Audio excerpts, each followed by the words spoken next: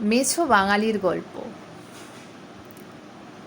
বাঙালি এমন মেছো যে বৃষ্টির নাম রেখেছে ইলশে গুঁড়ি, পাখির নাম মাছরাঙা, আর ঘ্যান ঘ্যানে পোকার নাম দিয়েছে মাছি। গসিপ করাকে বলে ফিসফাস, গোলমাল শুনলে মাছের বাজার, আর ভান করা বোঝাতে বলে ভাজা মাছটা উল্টে খেতেই জানে না। দুর্ধর্ষ ভিলেনের নাম রেখেছে মছলি বাবা, অতি চালাক বোঝাতে বলে গভীর জলের মাছ। আদরের মেয়ের নাম পুঁটি, আর জুতোর দোকান মানেই বাটা। জাঁদরেল নেতাকে আড়ালে বলে রাঘব বোয়াল, আর আমাদের মতো ফেবু লেখিয়েদের বলে চুনোপুঁটি। এমন কত যে মাছের নামে নাম রেখেছে।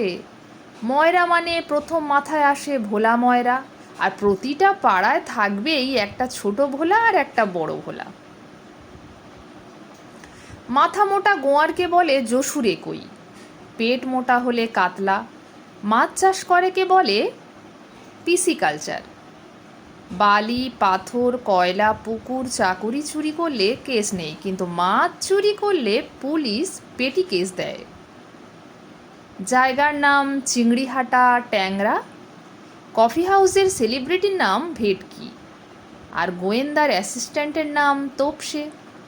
বিষ্ণুর প্রথম অবতারও মাছ, লোককথায় মৎস্যেন্দ্রনাথ, নাথ সম্প্রদায়ের প্রতিষ্ঠাতা। সুন্দর চোখের নাম মীনাক্ষী, নায়িকার নামও তাই। নিষ্ঠুর বোঝাতে মাছের মা, কষ্ট সহ্য করার উদাহরণ কই মাছের জান।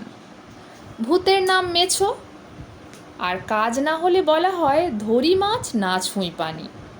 এইভাবেই শাক দিয়ে মাছ ঢাকি, আর নিশ্চিত জানি এ লেখাটা কেউ কপি পেস্ট করে ঝেড়ে দিয়ে ভাজা মাছটা উল্টে খেতে না পারার ভান করবে।